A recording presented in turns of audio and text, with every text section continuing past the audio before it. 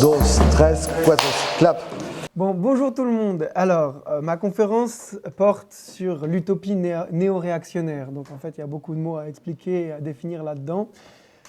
Mais globalement, il s'agit de s'intéresser au monde mental, au monde des représentations politiques d'un certain nombre d'acteurs économiques de la société américaine qui ont des tendances de droite et qui, parmi ces tendances de droite, essayent de penser une reconfiguration de l'espace social, une reconfiguration de l'État, une reconfiguration générale de la société.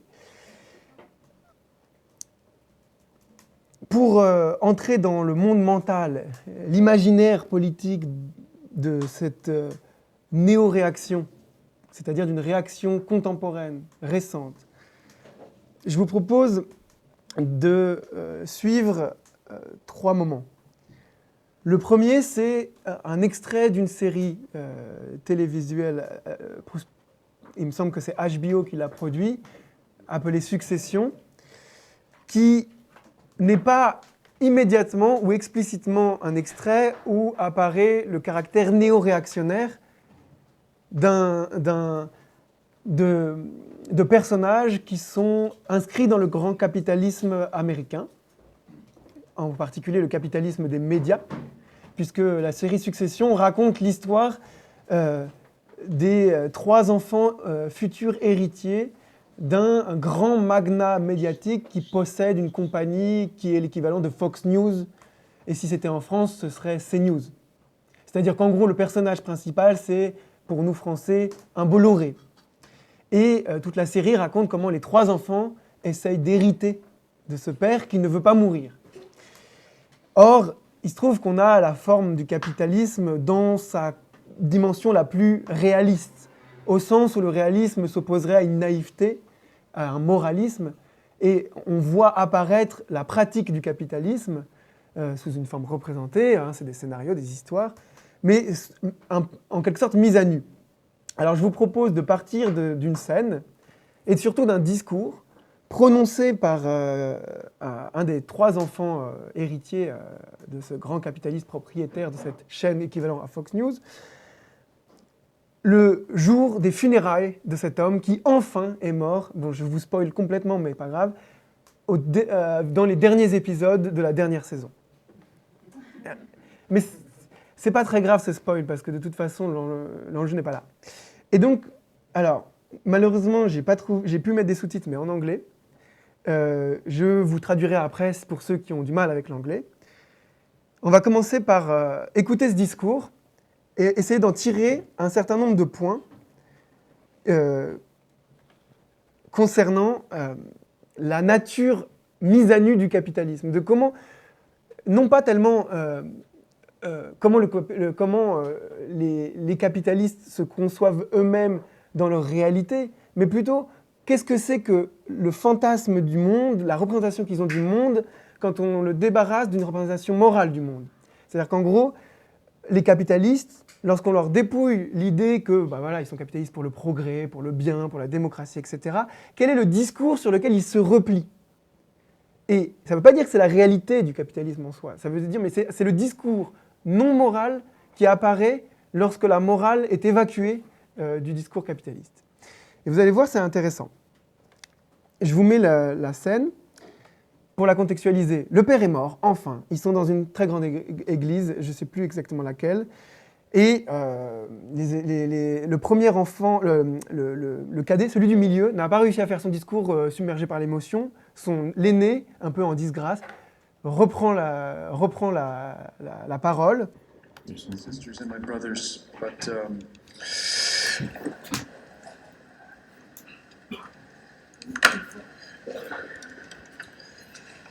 Il faudrait que tu me fasses là. C'est bon comme ça ?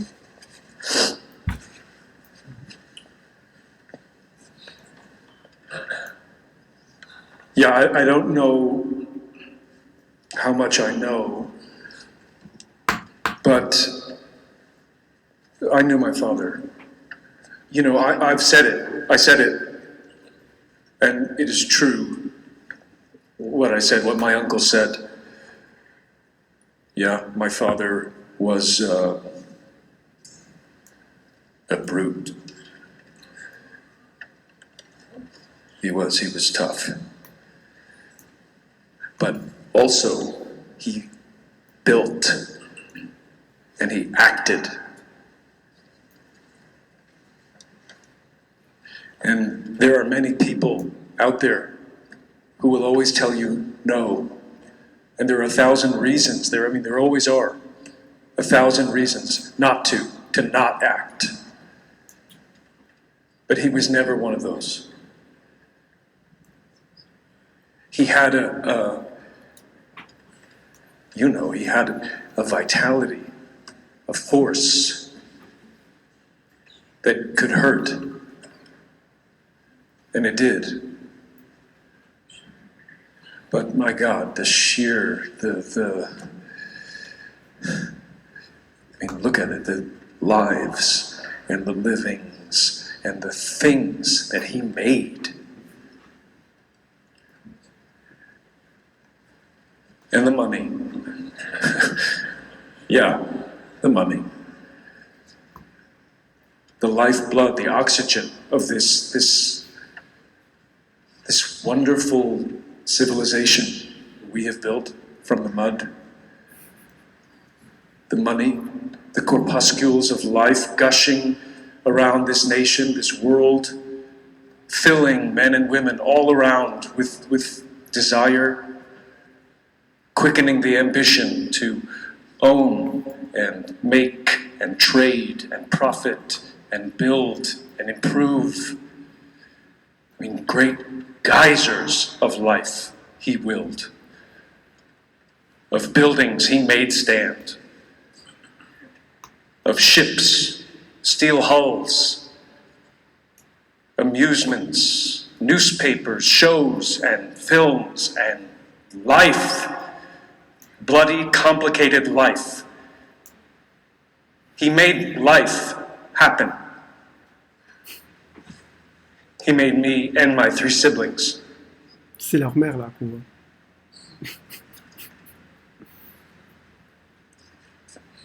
Sorry. And yes, he had a terrible force to him and a fierce ambition that could push you to the side. But it was only that human thing. The will to be and to be seen and to do.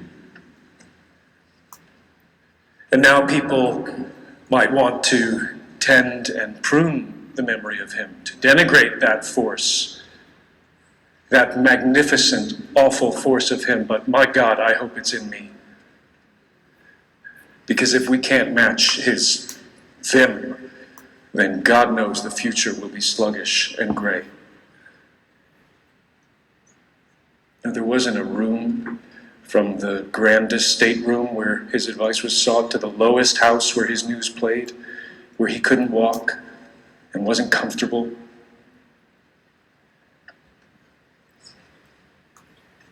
He was comfortable with this world, and he knew it. He knew it, and he liked it. And I say amen to that. Alors, vous avez pu entendre ce discours qui est à la fois, en fait, assez fort. Il est assez dingue ce discours. C'est des gens qui ont été martyrisés par leur père, qui est extrêmement brutal. Et en même temps, à la fin, au moment de l'eulogie du discours funéraire, ils viennent chanter cette force brutale, cette vitalité, cette force brutale. En français, j'ai relevé quelques phrases et j'aimerais bien en tirer, mais un peu comme si ces phrases, elles impliquaient implicitement, emmêlées, un ensemble de, non pas juste d'idées vagues, mais de vieilles théories, de vieux concepts, de vieilles conceptions du monde, plus anciennes que simplement celles de la série en 2022. Et donc, par exemple, ce qu'il faut remarquer, à mon sens, et que je trouve assez fascinant, c'est l'articulation entre l'idée d'un vitalisme. C'est-à-dire l'idée qu'il y a une sorte de force vitale qui est partagée entre ces individus, mais que ce vitalisme, ce n'est pas un vitalisme en quelque sorte limitée par quelque chose qui serait accusé d'être de la morale ou quelque chose comme ça. Et par conséquent, évidemment, ça peut heurter certaines personnes. Et généralement, dans ce genre de discours, ce n'est pas présent dans celui-là, mais ce sont les médiocres, les faibles, etc.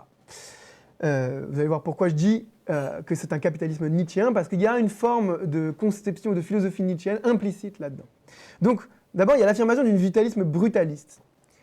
Mais cette force qui est brutale, il la justifie immédiatement comme création. Et comme création, pas de n'importe quoi, mais de vie. Au point même qu'ils dénient leur propre mère, puisqu'à un moment, il dit « il nous a créés, nous », dans un espèce de délire qui s'achemine vers la théologie. Il nous a créés, nous, les trois enfants, et on voit le plan sur la maman qui fait l'air de dire moi j'étais là quand même. et c'est assez intéressant, c'est-à-dire qu'en gros, ils associent une brutalité, une force vitale brutale, qui doit en passer par la destruction créatrice en quelque sorte, pour pouvoir créer. Premier point. La deuxième chose qui est assez intéressante, avant de passer au point qui est affiché ici, c'est le fait que, quand on regarde c'est quoi les créations qui sont associées à l'idée qu'il y a un geyser de vie, qu'il y a une productivité de vie, qu'il y a des vies qui sont produites, c'est la presse, c'est le grand système de mass média spectaculaire, c'est les croisières de luxe en bateau, c'est steel, iron, etc., etc. Et donc, il y a une association entre un peu paradoxal, si on est un peu juste simplement raisonnable, entre le complexe industriel, matériel, métallique, etc., et la vie. Alors que, intuitivement, maintenant on est un peu au courant de ça, et on est un peu sorti de ces conceptions-là, on sait que la plupart de ces complexes-là sont responsables de la destruction de la planète, et de la disparition de certaines espèces, et donc finalement de la raréfaction de la vie. Donc on voit dans ce discours vitaliste et brutaliste à la fois une vitalité mais brutale, une sorte de réappropriation de l'idée de création et de vitalité dans justement ce qui, pour nous, d'un point de vue écologique, paraît être les forces de destruction. Donc il y a un retournement vitaliste et nietzschéen de la réalité dans ce discours. Deuxième point, vraiment deuxième point, on voit qu'il y a une sorte de solitude du pionnier fondateur. Voilà, c'est un individualisme démiurgique, c'est-à-dire c'est un homme, une force, qui crée en bousculant les autres et qui les mène, qui les lead, qui les emmène dans je ne sais quelles aventures méta-capitalistes. Autrement dit, il n'y a aucune capacité à considérer non seulement la dualité, par exemple, le déni de la maman, par exemple, dans l'affaire pour la production de vie simplement normale, basique, mais aussi toutes les masses de forces salariales qui sont mises en mouvement par un système beaucoup plus abstrait qui rend possible cet individu démiurgique. Et là, on le théologise, on en fait un individu tout-puissant. Tout-puissant et donc par-delà la morale et brutal. Enfin, troisième point, et qui est vraiment le plus important, c'est qu'il y a un nouage entre le vitalisme d'un côté, donc un discours de la force vitale, et un discours strictement commercial ou capitaliste, qui est celui de la valeur et de la valorisation abstraite, c'est-à-dire de l'argent. Et c'est intéressant comment on voit se connecter dans ce discours la force vitale, donc ce que c'est que la vie, et le flux économique de circulation de la valeur abstraite. Enfin, l'argent est remplacé et considéré comme the blood of the nation, et même l'oxygène de la nation. Bref, l'argent devient le principe vital. Alors pourquoi je commence par là pour parler de la néo-réaction ? Pour deux raisons. D'abord parce que on peut considérer, comme je l'indiquais dans le titre, là, que lorsque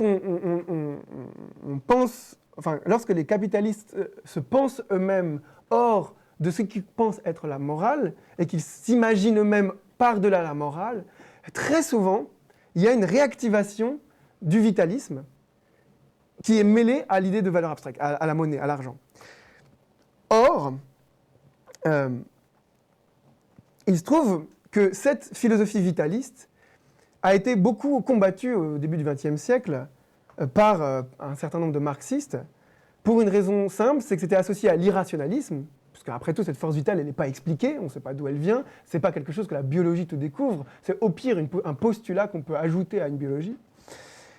Mais en plus, cette force vitale, elle a été développée dans un certain nombre de discours, tant chez Nietzsche, à travers le concept de volonté de puissance, qui est l'idée que la vie est affirmation et action et pas réaction, action pure, comme ils le disent dans le dialogue, là, dans l'hommage. C'était un homme qui agissait et qui créait, et qui ne se souciait pas de ceux qui lui disaient non, arrête-toi, etc. Donc, ils sont dans un discours de l'action et de l'action pure. Ça remonte à Nietzsche, et là je vous ai donné j'ai mis un texte, je pense qu'on va le passer parce qu'on a déjà bien avancé. Mais ce texte, c'est une citation de Nietzsche recomposée, de plein de citations, qui vient de la généalogie de la morale, qui est extrait d'un autre texte qui s'appelle Philosophie de la force. Et ce texte, Philosophie de la force, qui date du début du XXe siècle, il a été écrit par un certain M. Je ne vais pas vous faire deviner parce qu'on n'a pas vraiment le temps. Un certain M, c'est Mussolini, c'est le jeune Mussolini. Le jeune Mussolini, qui était individualiste, anarchiste, stirnerien, nietzschéen, etc., avait une sorte de fascination pour Nietzsche, au point qu'il a fait plusieurs conférences, dont Philosophie de la force, et il a même fait une grande recension de la vie de Nietzsche, qui était parue en France à la même époque. Or, quand on regarde les discours mussoliniens, donc je passe un certain nombre, avant la prise de pouvoir, c'est-à-dire au moment où ils sont encore des opportunistes qui disent tout et n'importe quoi, mais qui n'ont pas encore pris le pouvoir d'État, eh ben les mussoliniens, Mussolini lui-même se revendique parfois comme anarchiste, parfois comme ni chrétien, ni catholique, ni monarchiste, ni rien ni socialiste. Enfin, il élimine tous les camps, il est ni de droite ni de gauche, etc. Et en même temps, il dit: si j'ai pas d'idéologie, c'est pas parce que je suis inconséquent ou inconsistant, mais c'est parce que je suis un réalisateur. C'est-à-dire, j'agis, je fais, je suis dans l'action, et les idées, parfois, ça empêche d'agir. Donc on va avoir des définitions de Mussolini du fascisme comme « nous n'avons pas de doctrine préétablie, notre doctrine, c'est le fait ». Ou encore « le fascisme est pragmatiste, il n'a pas d'a priori, ni de but lointain, il ne présume pas de vivre toujours ou même longtemps, il n'a même pas d'horizon utopique, etc., apocalyptique ». Et enfin, bref, dans certains commentaires, ils utilisent les idées pour se débarrasser des idées. Pourquoi j'associe le discours qu'on a entendu avant au discours vitaliste, fasciste? Parce que à quoi sert la légitimation d'une action par l'idée d'une force vitale qui doit croître et qui peut être brutale? Simplement à justifier une action opportuniste débridée. C'est-à-dire une action qui n'est pas réglée par le moindre principe. Anarchique au sens le plus pauvre du terme, c'est-à-dire sans principe. Et il se trouve que ce genre de discours pragmatiste, réalisateur, on pose des problèmes et on les résout, etc., c'est un peu le nœud, le noyau de ce qu'on peut voir apparaître dans le capitalisme quand on lui fait disparaître son vernis, son enrobage, ses justifications. Au fond, c'est juste des gens qui agissent pour agir dans une structure qu'ils n'ont pas eux-mêmes construite, mais qui contribuent à reproduire, et il se justifie par là, de manière irrationaliste. Parce que en fait, le capitalisme a un fond d'irrationalité. Ok. Mais là, je suis obligé de passer vite parce qu'en fait, ça fait 20 minutes et que je n'ai qu'une heure cette fois.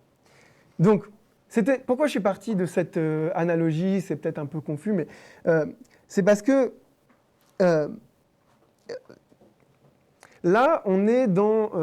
j'ai essayé de vous présenter comment le capitalisme serait s'il était mis à nu, et on voit qu'il apparaît comme un discours qui peut aussi être associé au discours des fascistes avant la prise de pouvoir, avant 1922, la marche sur Rome et l'imposition d'un État totalitaire. Avant la prise de pouvoir, il y a une espèce de indifférence aux idées, indifférence aux principes et action avant toute chose, qui se retrouve et qui s'auto-justifie du simple fait que la force doit croître. Elle doit croître, l'action est première, et l'action doit être faite pour l'action. Voilà. Mais là, on n'est pas on est dans un discours fasciste. Or, les fascistes, ce n'étaient pas des réactionnaires. C'est-à-dire, évidemment, à la fin, ils sont au pouvoir, ils font passer tout un tas de séries de choses rétrogrades au niveau du progressisme, ils attaquent les progressistes.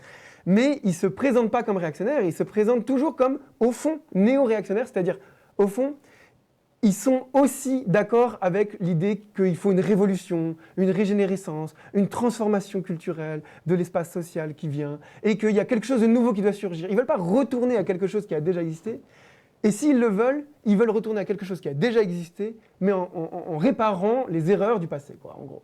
Voilà, la monarchie c'était bien, mais alors il y a eu des erreurs, donc il faut revenir à la monarchie, mais sophistiquée. Bon, ok. Maintenant, on va entrer directement plutôt dans la question, c'est quoi la néo-réaction précisément aujourd'hui aux États-Unis? Et il se trouve qu'elle naît dans la Silicon Valley, autour d'un certain nombre d'intellectuels et de blogueurs, dont le premier a pour pseudonyme Mencius Moldbug. C'est la néo-réaction au sens propre, c'est-à-dire on utilise le terme néo-réaction et les néo-réactionnaires principalement pour désigner ce courant qui naît dans le monde anglo-saxon avec ce blogueur Mencius Moldbug, ou son vrai nom c'est bon, ça me reviendra après, Mencius Moldbug, et des philosophes plutôt britanniques qui ont été d'abord progressistes, puis après ont bugué et sont devenus ultra-réactionnaires, monarchistes radicaux, où ils se sont mis à citer Hitler et des fascistes. Bon, bref. Donc il y a un mouvement bizarre comme ça qui se passe. Donc c'est un peu chelou, mais on va rentrer. Bon, avant de commencer, ce serait intéressant de savoir juste minimalement qu'est-ce qu'on entend habituellement par réaction réactionnaire. On peut s'appuyer sur Albert Hirschman, qui dans Rhetoric Reaction, ou en français 200 ans de rhétorique réactionnaire, a ciblé 3 points du discours réactionnaire qui ne me semblent pas suffisants pour désigner le discours réactionnaire, mais qui ont au moins une bonne base un bon point de départ. Bon, déjà, la réaction, c'est pas apparu, ça n'existe pas de tout temps. La réaction, le mot, on commence à l'utiliser en gros à partir du XVIIIe siècle, à partir des Lumières, à partir d'un mouvement de revendication progressiste, et enfin surtout et radicalement à partir de la Révolution française. Il se trouve que c'est toujours la réaction, c'est un discours qui se constitue pas avant, mais après un certain nombre d'avancées sociales, politiques et juridiques.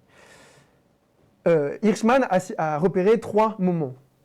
Le moment où il y a eu les luttes pour les droits civils au XVIIIe siècle, c'est-à-dire la possibilité de la liberté de la presse, la liberté d'expression, la liberté de religion, qui commence un grand mouvement de radicalité qui commence au XVIIe siècle, qui se prolonge au XVIIIe et qui aboutit à la Révolution française, au moins au niveau de certaines idées, entre autres à travers Rousseau et d'autres théoriciens plus anciens, plus radicaux comme Spinoza. Et donc à chacun de ces moments, il y a une forme de réaction qui va dire quelque chose de l'ordre de ces changements sont ou bien pervers, ou bien inutile, parce qu'en fait, rien ne change jamais, ou bien met en péril d'anciennes avancées, d'autres avancées. Deuxième phase réactionnaire, c'est le moment de la lutte pour les droits politiques, l'extension du droit de vote, par exemple, l'intégration des citoyens et des citoyennes au suffrage universel, bref. Et enfin, la troisième phase où on va apparaître des discours réactionnaires, c'est lorsqu'on va avoir des droits sociaux et économiques, la protection sociale, la mise en place de l'État-providence, voilà. Donc en gros, à chaque fois qu'il y a des avancées sur des droits, bah, évidemment, il y a un discours réactionnaire qui se met en place, ce qu'on appelle un backlash en anglais. Alors, quel est en gros le discours à chaque fois qui revient dans la bouche des réactionnaires? Soit on va dire, ces changements, ces progrès, ne sont pas des vrais progrès, en réalité c'est des aggravements du déclin. Donc c'est ça l'idée que tout changement, toute transformation ne peut qu'être perverse. En gros, la perversité est consubstantielle au devenir de l'histoire, et par conséquent, tout devenir est toujours un empirement. Deuxième rhétorique réactionnaire, la futilité ou l'inanité. Et là, c'est plutôt l'idée que tout a beau changer, il peut y avoir des bouleversements spectaculaires, au fond, rien ne change. La vanité est vaine, les poursuites du vent, tout est toujours semblable, rien de nouveau sous le soleil, etc. L'idée que, en fait, peu importe ce que vous faites, de toute façon, ça ne change rien. Une phrase, il faut que tout change pour que rien ne change, qu'on trouve par exemple dans Le Guépard de Visconti. Non, Visconti c'est le réalisateur. Le Guépard de Lampedusa, merci.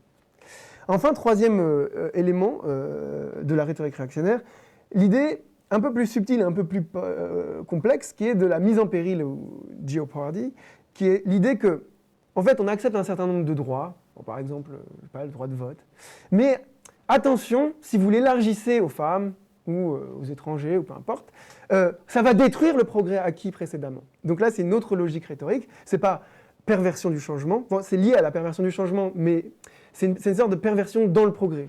On a eu des progrès, mais attention, il ne faut pas plus de progrès parce que ce plus de progrès va détruire l'ancien progrès. Donc ces trois éléments de la rhétorique réactionnaire aboutissent en définitive d'abord à dire que tout ce qui est progressiste est finalement soit une perversion, soit inutile, soit un danger. Alors moi je pense que quand même ce n'est pas suffisant pour définir les néo-réactionnaires, d'autant que le concept même de néo-réactionnaire est complètement paradoxal. On aurait des nouveaux réactionnaires, on aurait donc des réactionnaires qui eux-mêmes seraient une nouvelle génération de réactionnaires qui par rapport à l'ancienne génération serait soit différente, soit même un progrès. Et d'ailleurs, des gens comme Moldbug, Mencius Moldbug, vont dire, en fait, on est réactionnaire, mais néo-réactionnaire, c'est-à-dire, en fait, on va récupérer ce qui était avant revendiqué par le progressisme au XVIIIe siècle, lors de la fondation des États démocratiques et libéraux. On va récupérer certains éléments de leur fantasme et on va simplement les radicaliser. Autrement dit, c'est ça qui fait la spécificité un peu bizarre de la néo-réaction, c'est que d'un côté, elle est néo-réactionnaire de manière très classique. Elle va avoir des références néo-réactionnaires, elle va lire Carlyle, par exemple.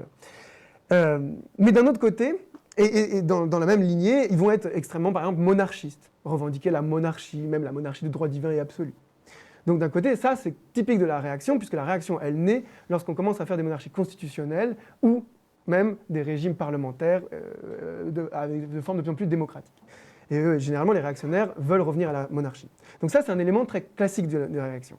Sauf que, ce qui est un peu subtil avec la néo-réaction et dans leur texte, c'est qu'ils vont autant s'appuyer sur des réactionnaires classiques que sur des progressistes, mais old school. Ils vont récupérer des fantasmes que les progressistes avaient. Et des fantasmes souvent liés à la technologie, le progrès technologique, par exemple, mais aussi à comment le monde serait beau utopiquement. Mais on va rentrer dans le détail plus avant. Pour anticiper, je peux vous dire qu'en gros, par exemple, les fantasmes de Moldbug concernant comment les villes doivent être et comment les États doivent être gérés, il l'inscrit dans des fantasmes de progressistes du début du XXe siècle aux États-Unis. Par exemple, lui, il va fantasmer la ville comme étant une sorte de mélange entre Paris, Disneyland et Sodome. En gros, pour lui, l'idéal urbain par excellence, c'est d'avoir une ville comme Paris, haussmannienne, touristique, ville de l'amour, etc. bizarre, avancée, civilisée, etc. Haussmannienne, donc. En même temps, gérée et administrée sur la base du divertissement, mais aussi de manière extrêmement serrée, comme Disneyland, comme Disney World. Et enfin, extrêmement libertaire sur les drogues, les psychédéliques, l'orgie, le sexe, etc. Et donc, ça, pour lui, c'est le modèle de la ville. Mais il dit, au moment où il justifie cette idée, que, au fond, c'est juste la radicalisation post-68arde et psychédélique des fantasmes qu'avaient les progressistes du début du XXe siècle, lorsqu'ils voulaient que, par exemple, les villes les plus belles des États-Unis ressemblent à une fusion entre ce qu'il y a de plus grand dans l'histoire de la culture civilisationnelle occidentale, c'est-à-dire, pour eux, Paris, Florence et Athènes. Et autrement dit, lui, il dit, moi aussi, je veux Paris, Florence et Athènes, mais version postmoderne, enfin, version contemporaine, c'est-à-dire Disneyland, Paris et Sodome. Évidemment, c'est pas de la pensée, c'est plus de la provocation bizarre, mais je pense que ces fantasmes, ils ont quand même une force directionnelle dans leurs idéologies. Alors, c'est quoi, du coup, la néo-réaction ? Je vous l'ai dit, du coup, ça articule à la fois de l'antimodernité, d'un désir néo-féodal, retour à la féodalité, monarchie, et une espèce de désir futuriste d'avoir des cités, États gérés comme Disneyland.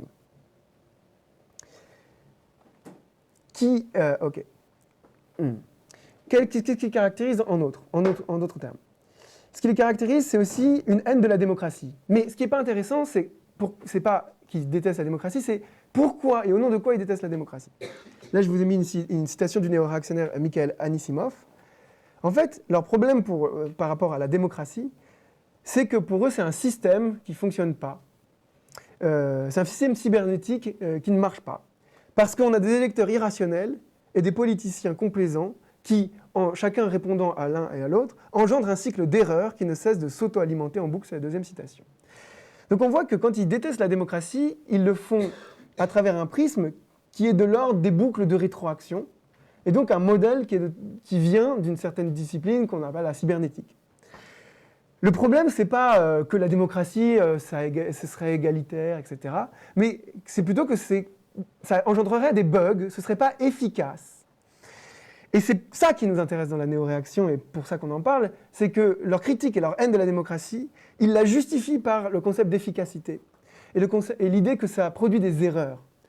Et pourquoi c'est intéressant? Parce qu'en fait, c'est la projection de l'esprit de l'ingénieur. Parce que ces néoréactionnaires, ils naissent dans un climat, dans un espace, où en gros, viennent presque tous de formation d'ingénieurs, et en particulier d'ingénieurs en informatique.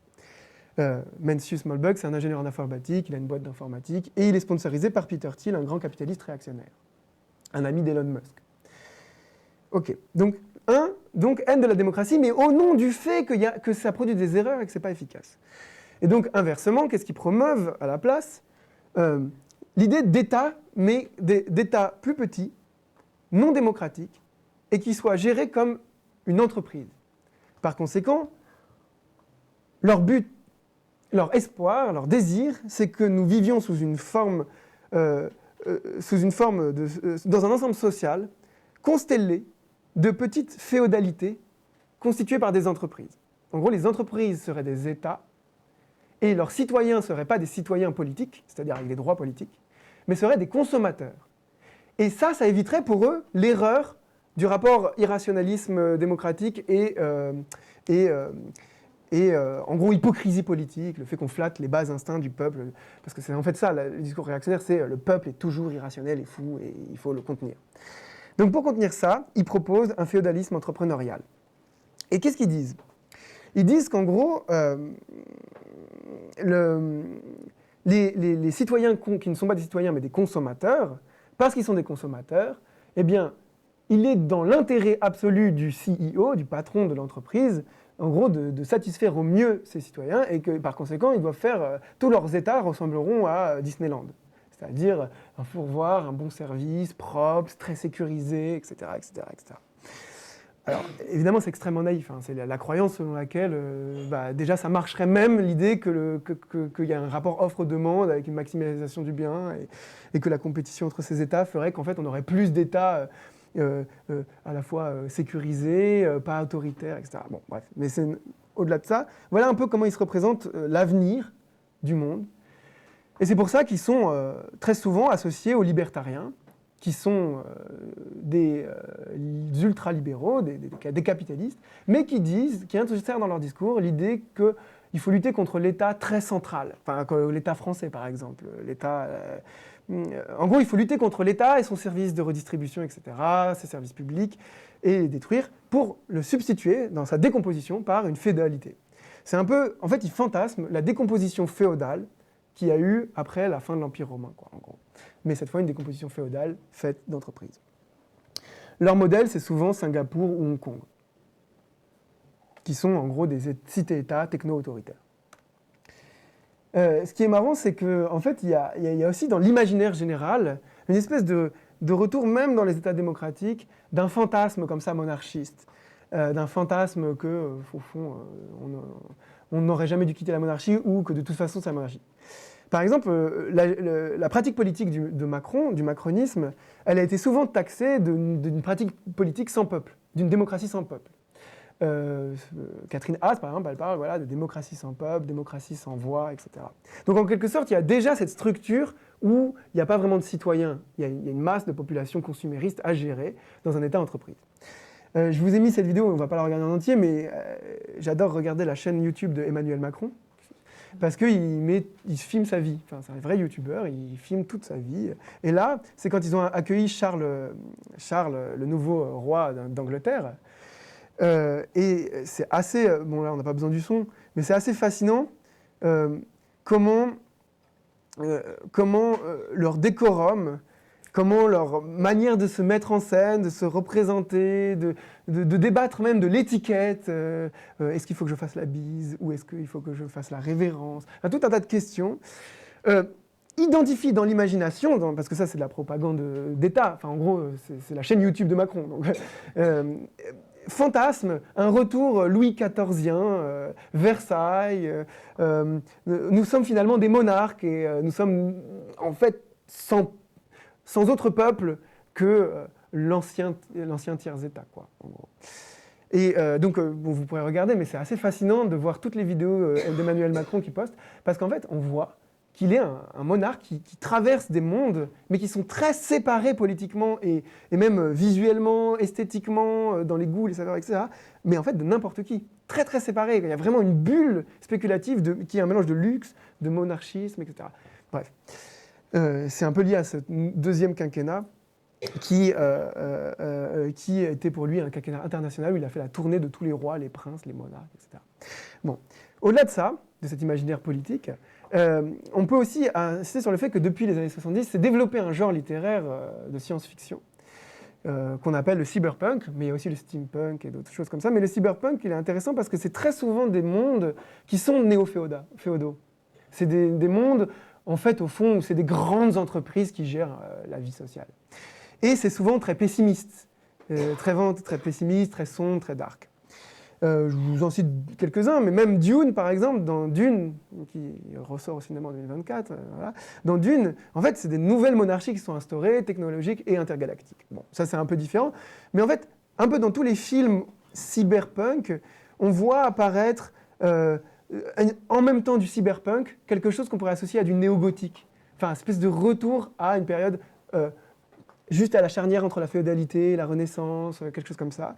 Quelque chose qu'on voit très très bien dans Matrix, dans la figure du mérovingien par exemple, ce Français qui en fait est chef d'entreprise mais en même temps fasciné par la monarchie et puis en même temps c'est un vampire. Enfin voilà, il y a une espèce de mélange d'imaginaire.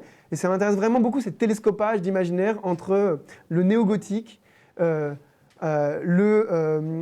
de néo-féodalité et en même temps technologie cyberpunk. Pour aller très vite, si vous voulez, la version optimiste, qui est parfois un peu naïve, et antagoniste en quelque sorte au cyberpunk, consciemment antagoniste, puisqu'ils le disent, c'est contre le cyberpunk qu'ils font du solarpunk. Vous pouvez consulter le solarpunk, une science-fiction à la Ursula Le Guin aussi, qui est plus progressiste, plus attentive au corps. Et c'est toujours marrant parce que la technologie est beaucoup plus soft, beaucoup plus low-tech. Un exemple, ça c'est leur drapeau, parce qu'en fait, ce qui est intéressant dans cette science-fiction, c'est qu'elle est vraiment engagée politiquement dans un sens progressiste. Alors ça ne veut pas dire qu'ils ne se trompent pas ou qu'ils font des erreurs, mais ils se sont créés aussi avec un étendard, quoi. Par exemple, on a ce drapeau qui représente le solarpunk, alors que le cyberpunk n'a pas forcément le drapeau du cyberpunk.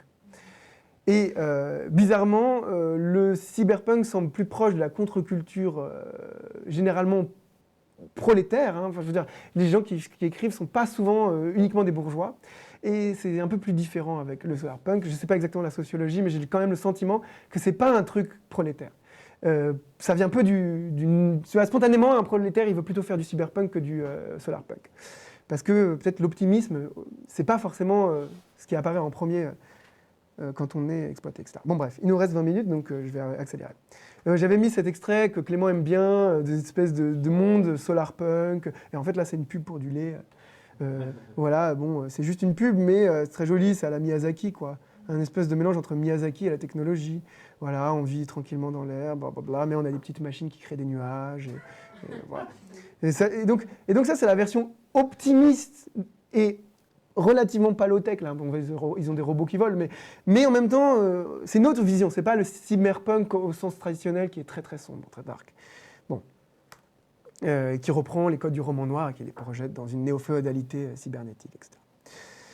Voilà. Alors, du coup, je vous l'ai dit, je récapitule, mais en fait, les néo-réactionnaires, ils sont très loin, même si parfois ils jouent à citer Hitler ou à mobiliser des fascistes parce qu'ils aiment bien provoquer énormément, ils n'ont pas une représentation, en apparence, en tout cas dans leur représentation, parce que moi je pense quand même qu'au fond ça exprime quand même une forme d'impérialisme particulier, celui du capital, mais on s'en fout.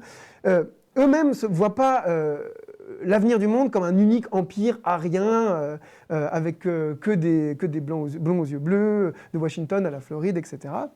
Mais plutôt justement une fragmentation de plein de petites cités-États fondées sur un principe que je vais maintenant expliquer, qui est « only exist and no voice ». Only exist and no voice. En fait, ça résume en quelque sorte ce que j'ai dit tout à l'heure, c'est qu'ils ne veulent pas de démocratie, et donc du coup, qu'est-ce qu'il faut retirer dans la gouvernance ? Le voice, le fait qu'on puisse prendre la parole, interpeller le souverain, demander de correctifs, changer.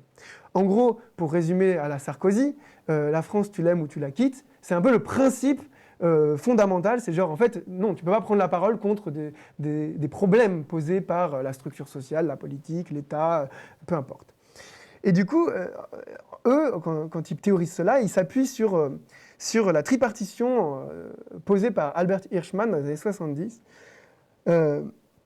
entre trois attitudes qu'on pourrait avoir, selon cette analyse socio-économique que je trouve assez superficielle, trois attitudes qu'on pourrait avoir dans une situation politique déterminée. On peut soit exit, c'est-à-dire faire défection, sécession, on quitte la situation politique oppressante. Soit voice, on prend la parole, on interpelle, on dit c'est pas possible, je tire les sonnettes d'alarme, j'objecte, objecteur de conscience, etc. Voice. Ou loyauté, on ferme sa bouche, on suit le cours des choses. Bon, ce qui est intéressant, c'est que du coup, eux, ils conçoivent la politique comme élimination du voice, voilà, élimination de la démocratie, de la démocratie comme prise de parole. So only exit and no voice. Ce qui m'intéresse aussi relativement à cette reprise de Albert Hirschman, c'est que, en réalité, l'idée de liquider la voix, la prise de parole, le fait qu'on s'engage en personne pour dire il y a un problème et on a des idées, elle est plus profonde que simplement, voilà, ils veulent juste pas qu'on les saoule dans leur business. En fait, elle remonte à des stratégies, à des tactiques qu'on pourrait nommer micro-politiques de la privatisation, à la suite d'un auteur qui s'appelle Madsen Perry, qui est un ultralibéral, de tactiques qui ont été développées dans les 70, au moment où le libéralisme s'est radicalisé de manière extrêmement violente, puis qui a donné Thatcher, Reagan, Jean-Paul II. Pourquoi ? Parce que, en fait, Hirschman, dans son livre Exit, Voice and Loyalty, ce qui l'a donné envie d'écrire ce livre, c'était un problème qui, en apparence, n'a aucun rapport avec la politique et les situations politiques, c'est le fait que les chemins de fer, il me semble, nigériens, étaient très défectueux, et que ça ne changeait pas trop. Et que les chemins de fer publics nigériens, voilà, ils avaient du mal à acheminer les biens, les transports, et il était étonné de voir que la concurrence entre chemins de fer, camions, autres dispositifs privés et publics, la concurrence entre le public et le privé, eh ben, que cette concurrence-là, elle n'améliorait pas le service public, ou un des deux concurrents. Elle n'était pas émulante et ni qualitative. C'est-à-dire qu'en fait, la concurrence, pour les ultralibéraux, pour les libéraux, c'est vraiment génial, parce qu'en fait, on se bat pour être le meilleur, on fait sortir le meilleur de nous-mêmes, etc. Or, on remarquait que là, la concurrence, en fait, ça faisait un effet inverse, que lentement les gens exitent, faisaient sécession du chemin de fer, commençaient à s'engueuler, vous n'avez finalement plus d'argent, et puis finalement, le système lui-même ferroviaire, il s'effondrait. Et pourquoi c'est hyper intéressant que Hirschman s'intéresse à ça ? Eh bien parce que c'est l'exemple fétiche par lequel les ultra-libéraux de cette époque vont essayer de penser des techniques de micro-politique qui permettent de pousser les gens vers la privatisation de l'espace social. Ça, on peut le trouver dans le livre de Chamaillou, La société ingouvernable, au chapitre 26, micro-politique de la privatisation. C'est l'idée que pour les libéraux de ces années-là, on n'a pas besoin de se battre sur le plan des idées. En fait, vous savez, aujourd'hui, tout le monde reprend l'idée gramscienne de l'hégémonie des idées, de l'hégémonie idéologique, c'est-à-dire l'idée selon laquelle, pour gagner un combat, il faut que nos idées soient partout. Et en fait, à cette époque, dans les années 70-80, il y avait ce type-là, entre autres, l'école de St. Andrews, en Grande-Bretagne, il me semble, qui, avec ses amis, considérait que ils sont très provocateurs, regardez la couverture du livre, Dismantling the State, à pied de biche, on va défoncer l'État, etc. Que pour détruire l'État, et détruire l'espace public démocratique, pour détruire l'espace public et l'État, son système d'État-providence, de redistribution, pour forcer à la privatisation, parce que la privatisation c'est le mieux pour eux, il ne faut pas uniquement propager des grandes idées. Mais en fait, il faut juste forcer les gens à aller inconsciemment vers le privé. Et alors là, je vous lis un peu la définition donnée par Chamaillou. C'est le troisième point. Reprenons les différents points de cette définition. 1. La micropolitique est un art, une technologie politique. Donc il ne pense pas la politique comme combat d'idées, prise de parole. En fait, on fait des petites techniques et puis ça marche. 2. Son but, c'est la privatisation. Bon, ça. 3. Son objet, les choix individuels, ils sont à réorienter. En gros, le but de la politique, comme technologie, c'est de réorienter les choix individuels, mais pas de convaincre, de persuader, de dire des choses. 4. Son principal moyen, ni la persuasion par le discours, ni la contrainte par la force, mais une ingénierie sociale qui reconfigure les situations de choix par des mécanismes d'incitation économique. En gros, vous voyez les trains là pour venir à Saint-Benoît, pour venir à Argenton, ben, ils sont souvent très en retard, puis ils ne sont pas très bien nettoyés, et puis parfois il y a 2 heures de retard, puis se faire rembourser c'est hyper difficile. Pourquoi ce labyrinthe informatique impossible, il faut cliquer sur 15 boutons, il y a un logiciel, un chatbot qui vous dit « Vous voulez vraiment vous faire rembourser ?» Oui. Bon bref.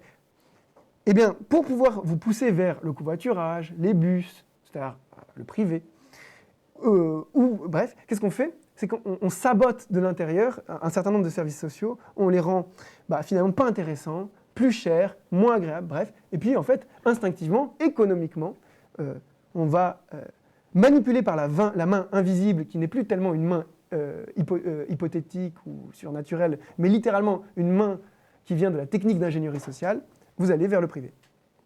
Donc, en tout cas, il y avait des gens qui théorisaient ça littéralement. Et ce qui est assez marrant, c'est que la première expérimentation radicale de ça, de cette micropolitique de la privatisation, c'est un exemple, c'est un cas d'école, mais c'est Margaret Thatcher avec les transports londoniens, que ce soit le métro, les bus et les trains. Donc, c'est assez amusant de voir qu'un type s'intéresse à un problème de transport au Nigeria, écrit un livre sur les 3 modalités possibles de l'action politique dans une situation politique, exit, voice et loyalty, et que après ça passe comme en fait, on sait que les gens ils s'en vont dans des situations pas cool, on va l'utiliser pour les envoyer vers la privatisation. Bon. Une petite phrase amusante, c'est que ce type-là, Madsen, lui-là, Madsen Peary, il disait qu'il fallait plutôt lire Che Guevara ou Lénine que Hayek. En gros, qu'un théoricien libéral, il fallait plutôt lire les révolutionnaires. Et comme Chamaillou commente, une curieuse naissance d'un style bolcho-libéral dans la politique réactionnaire. Donc en fait, ça revient de loin, hein, les néo-réactionnaires. Je pense qu'il y a quand même une continuité avec ce qui se passe dans les années 70-80. J'ai mis Javier Milei, le nouveau président d'Argentine, qui appartient pas du tout dans la même généalogie, mais il est un libertarien, c'est-à-dire un capitaliste qui se dit anarchiste, qui veut détruire l'État de l'intérieur, mais dans sa destruction de l'État, en réalité, c'est conserver toute la structure répressive de l'État. Parce qu'en réalité, ils ne sont jamais pour détruire l'État au bout. En fin de compte, c'est pas des vrais anarchistes. Et lui, il fait partie du pire de ce qu'il y a dans les libertariens, c'est-à-dire les libertariens populistes et les libertariens populistes de droite, c'est-à-dire pas les libertariens libertaires qui disent quand même à bas la famille, à bas l'Église, à bas les autorités, mais c'est plutôt au contraire, eux ils disent juste à bas l'État, mais en revanche, autorité maximale de la religion, autorité maximale du père de famille, autorité maximale du chef d'entreprise. Donc c'est un peu bizarre pour des anarchistes ou pour des libertariens de revendiquer absolument l'autoritarisme, sauf celui de l'État, et en réalité quand ils sont au pouvoir, en fait c'est juste un autoritarisme total, c'est pour ça qu'on parle de libéralisme autoritaire. Voilà. Et lui il est particulièrement dingo. Alors, pour résumer, il faut simplement se dire que les néo-réactionnaires, ce sont des gens qui sont prêts à défendre la liberté à condition que ce ne soit pas de la liberté politique. C'est-à-dire ils ont une conception de la liberté économique. C'est-à-dire, vous faites des choix dans une situation économique et pas politique. Parce que l'idée de exit, voice ou machin, ça néglige aussi le combat politique, la lutte des classes, le sabotage, enfin tout un tas de trucs qui existent aussi, qui vont au-delà de simplement voice, etc. Bon, comme il me reste simplement 10 minutes, je vais essayer de finir. Bon, en gros, c'est vraiment des gens, c'est vraiment des gens qui revendiquent, qui ont une conception très très naïve de la liberté, très économiste, et aussi qui l'intègrent à des modèles de pensée qui viennent de l'ingénierie sociale. En fait, à la fin, on se demande même c'est quoi une liberté si elle est tout le temps en permanence ingéniée par des stratagèmes médiocres de la part de puissants. Bon, bref. ce qu'il faut savoir, c'est que le concept central, je pense, pour retenir juste une chose, et c'est sur ça qu'il faudra réfléchir et travailler, c'est le concept d'efficacité. Parce qu'en fait, leur seule légitimation, au fond, le seul point sur lequel les gens disent « Ah, vous avez quand même raison », et qui leur permet de justifier à chaque fois leur menée antiprogressiste et réactionnaire, c'est de dire « Mais regardez comment les États autoritaires, dictatoriaux, ils sont hyper efficaces. Regardez Singapour, c'est une autocratie. Regardez la Chine, c'est la Chine communiste, quoi. Bref. » Et du coup, en gros, je pense que le concept central, c'est celui d'efficacité. Et je pense que quand on arrivera à montrer qu'il n'y a aucune efficacité là-dedans, que le concept d'efficacité, il ne peut pas être pensé dans ce cadre-là, on sera plus efficace nous-mêmes à les critiquer. C'est-à-dire, vaut mieux pas chercher la liberté c'est bien, l'égalité c'est bien, etc. Oui, nous on le sait, eux ils le savent et ils s'en foutent. Il faut les attaquer sur sur quoi ils pensent que c'est... ils ont trouvé l'alpha et l'oméga, parce qu'ils sont vraiment persuadés qu'ils sont réalistes et efficaces. Donc il faut leur montrer que tout leur truc, c'est de la merde naïve. Après, je pense que le combat, c'est pas seulement par théorique. Ok, je vais essayer d'aller un peu plus vite, mais voilà. Leur modèle, la plupart du temps, celui qui revient le plus souvent, après Hong Kong, enfin avant Hong Kong, c'est Lee Kuan Yew, c'est l'histoire de Singapour, c'est-à-dire comment Singapour est devenu propre. C'est propre, Singapour. On est en sécurité. Les sous-sols sont climatisés. On peut manger son McDo et tout va bien. Et il n'y a pas de truands, il n'y a pas de criminalité. La criminalité est très basse. Quand vous lisez Moldbug, c'est fascinant. C'est juste un tout petit bourgeois qui n'a jamais eu aucun problème avec rien ni personne, jamais rencontré la police, la violence, la répression, le racisme ni rien. Et en fait, son seul souci, c'est d'aller au Starbucks tranquille. Non, mais je peux vous lire, après, pour finir, je vous lis la phrase quand même, parce que c'est vraiment marrant de voir son fantasme sécuritaire. Si on regarde ce que c'est, comment se présente Singapour, c'est ça. Espèce d'éco-jardin technologique qui ressemble un peu au Solarpunk là, qu'on avait vu tout à l'heure, un peu de loin. Voilà, c'est stylé, hein, ça donne envie. Voilà, c'est un mélange de Disneyland ou Avatar. Voilà, c'est une îlot, bon voilà. C'est ça le fantasme fondamental de ces libertariens et néo-réactionnaires.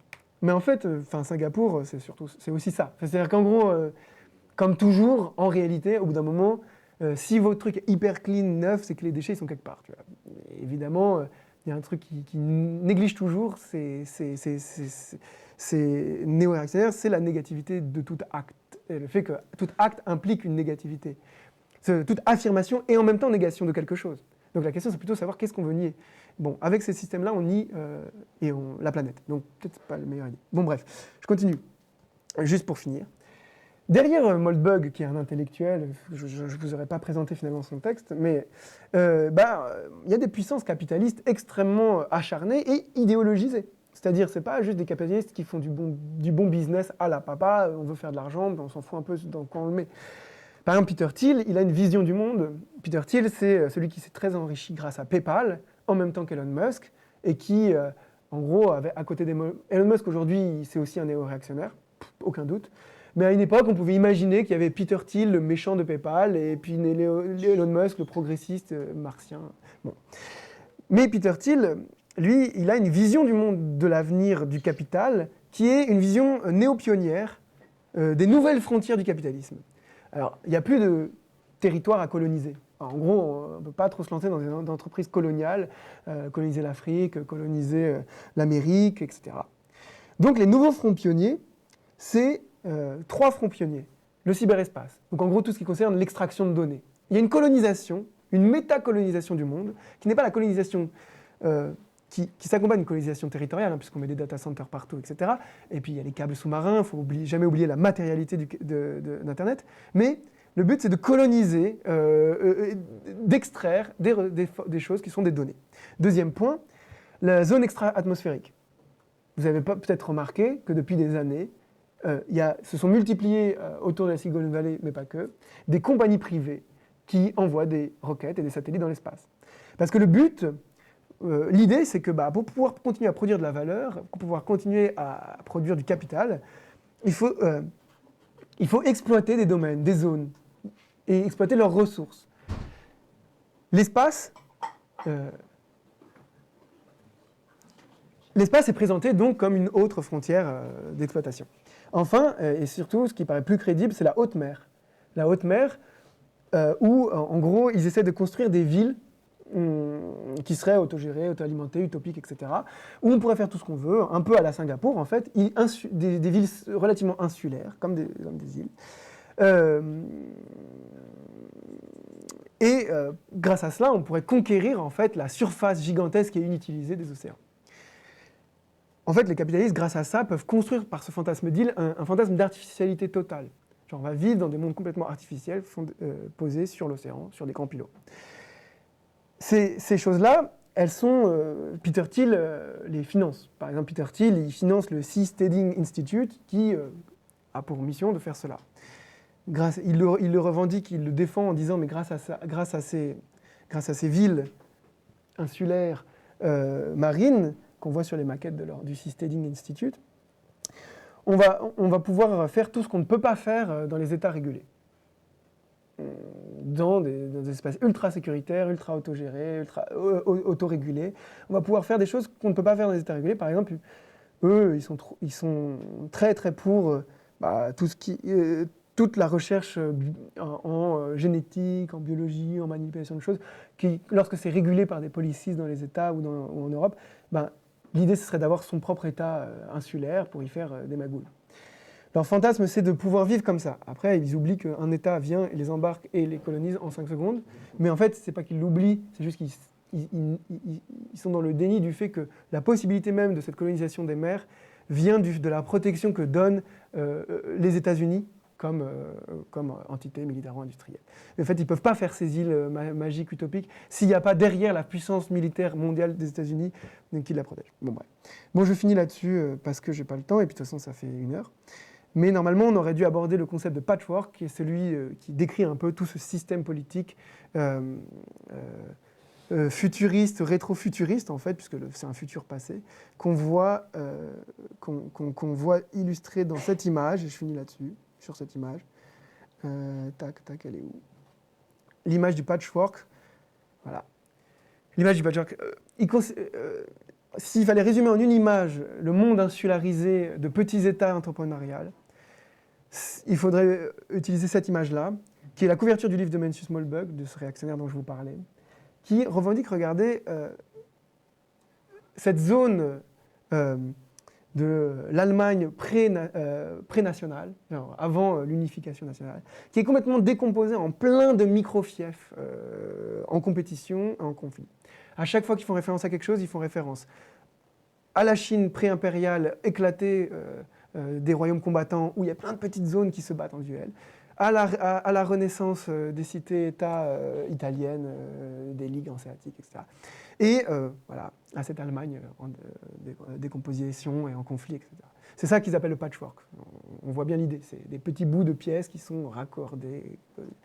Il y a plein de choses à dire là-dessus, mais j'ai pas le temps, j'ai fini mon heure, donc merci de m'avoir écouté.